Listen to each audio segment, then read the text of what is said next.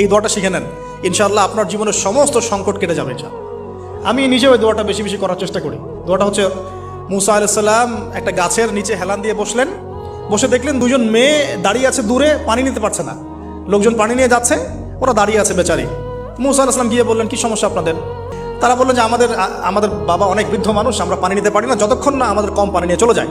তো মুসা আলাইহিস সালাম একটু বললাম না, ফিজিক্যালি খুব স্ট্রং ছিলেন, থাকে না বডি বিল্ডার, সামনে গিয়ে কথা বলে সরো পানি দিতে দাও, তখন মানুষ একটু মূল্যায়ন করে না। তো মুসা আলাইহিস সালাম এভাবে পানি নিয়ে দিলেন এবং বাছুরদেরকে পানি পান করালেন, করিয়ে গাছের নিচে এসে বসে আছেন।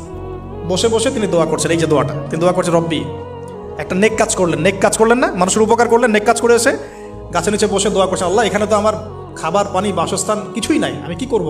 রব্বি ইন্নি লিমা আনজালতা ইলাইয়া মিন খায়রিন ফাকির, রব্বি ইন্নি লিমা আনজালতা ইলাইয়া মিন খায়রিন ফাকির।